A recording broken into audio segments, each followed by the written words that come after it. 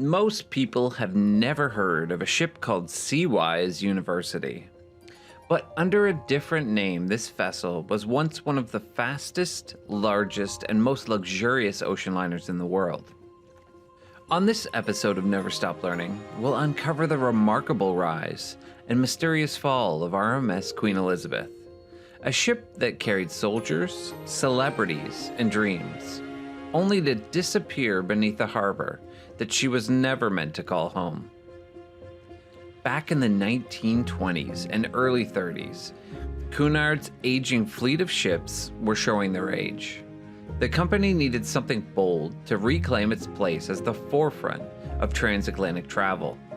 The solution? Not one, but two new ships, built to be bigger, faster, and more luxurious than anything the world had ever seen.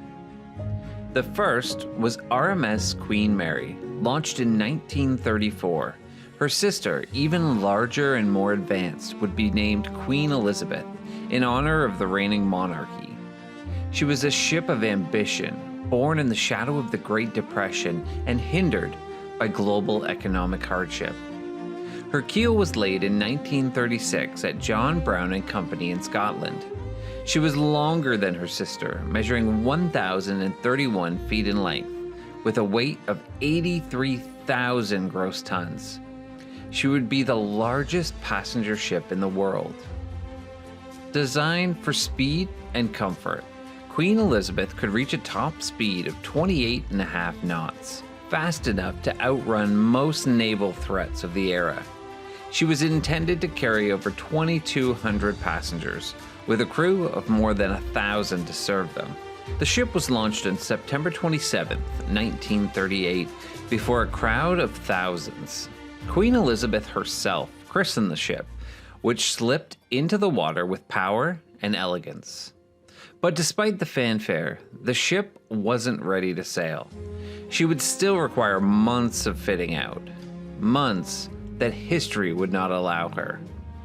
When World War II broke out in September of 1939, Queen Elizabeth was still undergoing interior work at the Clydebank shipyard.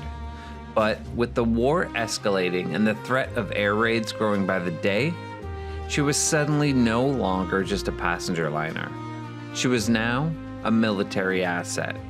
To keep her from falling prey to the Nazis, the British government made the bold and highly classified decision: the unfinished Queen Elizabeth would sail immediately, without public announcement and without passengers, straight for the safety of New York. On March 3, 1940, painted in battleship gray, she slipped out of the yard under strict secrecy. Her departure was so sudden and quiet that even workers on board didn't know the full plan until she was already at sea. She traveled alone, taking a deliberately unpredictable zigzag course across the Atlantic to avoid detection by German U-boats. Meanwhile, the Nazis had received intelligence suggesting that Queen Elizabeth was to be dry docked in Southampton. Berlin was alerted when it had discovered that workers from the John Brown shipyard had begun booking hotel rooms in the city. Believing the great liner was vulnerable, the Germans launched a bombing raid on Southampton, intending to destroy the ship before it could be used by the Allies. But when the bombers arrived, Queen Elizabeth was nowhere to be found. Most of the explosives were dropped on the city instead, causing destruction but missing their true target entirely. Back in Berlin, when Adolf Hitler learned that Queen Elizabeth had not only escaped, but made it all the way to New York unharmed, he reportedly flew into a rage. Infuriated, Hitler offered a reward of 250,000 Deutschmarks to any U-boat captain who could sink the Queen Elizabeth or her sister, the Queen Mary. 6 days after departure, RMS Queen Elizabeth arrived safely in New York, where she docked next to her sister and the ill-fated liner Normandy. 3 of the greatest ocean liners in history docked side by side. The war was about to repurpose all of them. From that point on, the unfinished Queen Elizabeth was transformed into a troop ship. Her interiors were modified for military service. Over the course of the war, she would transport Allied personnel to key war zones across the globe, from Singapore to South Africa, Australia, the Caribbean, and even Canada. Once the United States entered the war, she was put to work on the transatlantic run, ferrying American troops to Britain. By war's end, she had transported more than 750,000 military personnel, without ever losing a single one to enemy hands. She was fast, reliable, and invaluable, and though she had never carried a paying passenger, she had already proven herself as one of the most important ships of her time. After the war, Queen Elizabeth still had one more duty to perform. From August 1945 through early 1946, the ship was used to return American and Canadian forces home after years of conflict. She made repeated crossings to ports like New York and Halifax, packed with soldiers heading back to civilian life. Only after this final mission of service did Queen Elizabeth begin the transformation she was always meant for, to become the world's most luxurious ocean liner. RMS Queen Elizabeth was returned to her builders to be fully fitted out with grand dining rooms, sweeping staircases, polished woodwork, and fine details, all the elegance and comfort expected from a Cunard flagship. Once the ship was complete, she was visited by the real Queen Elizabeth, along with her two daughters, Princess Elizabeth and Princess Margaret. In a rare moment of royalty meets engineering, they took turns at the helm to assist in the sea trials.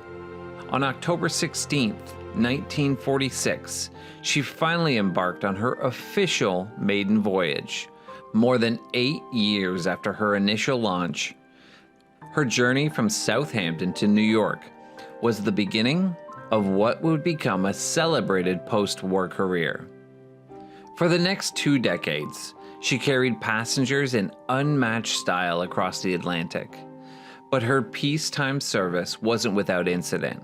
In April of 1947, the ship ran aground on the banks of Southampton.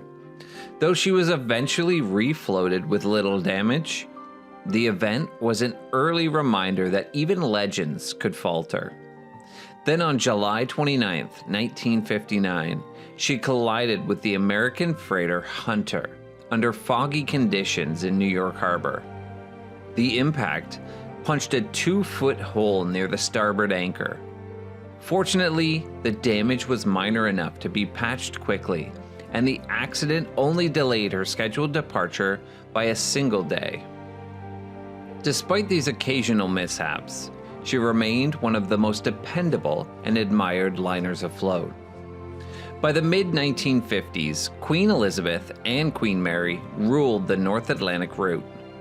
These two ships became icons of a golden era in ocean travel. But soon, that golden era began to fade. By the early 1960s, the ocean liner industry faced a challenge it couldn't outrun. The dawn of the jet age had arrived, and with it, a faster, cheaper, and increasingly popular way to cross the Atlantic. What once took 5 days aboard an ocean liner could now be done in hours on a commercial airliner. At first, passengers were hesitant. Flying was new, and many were uneasy with the idea of taking to the skies. But it didn't take long as aircraft became larger, smoother, and more affordable. The writing was on the wall. Cunard tried to adapt. Queen Elizabeth was rebranded as a cruise ship, turning the voyage itself into the destination. She remained elegant, dependable, and beloved. But time was catching up with her. Operating costs were rising. Passenger numbers were falling. And after nearly 30 years at sea, the ship was showing her age. A new ship was already on the horizon, Queen Elizabeth II, designed from the keel up with the newest technology. And so in 1968, the original Queen Elizabeth was retired from service. If you've enjoyed this episode so far, please give it a like and subscribe to check out all of our other maritime disasters. Now that Queen Elizabeth was retired from service, her planned life was far from over. She was sold at auction to C.Y. Tung, a Hong Kong shipping magnate with a bold new vision. Instead of scrapping her, Tung, head of the Orient Overseas Line, had a far more ambitious vision. He planned to convert Queen Elizabeth into a traveling university for the World Campus Afloat program. This program allowed students to earn college credit while circumnavigating the globe, learning not just in classrooms, but through immersive cultural experiences at each port of call. It was an ambitious idea, and one that could have given the ship a remarkable second life. But fate had other plans. On January 9th, 1972, as work continued on converting Queen Elizabeth into C.Y.'s university, disaster struck. A fire broke out on board. It was fast, intense, and devastating. Within minutes, it had engulfed entire sections of the ship. Black smoke poured into the skies above Hong Kong harbor.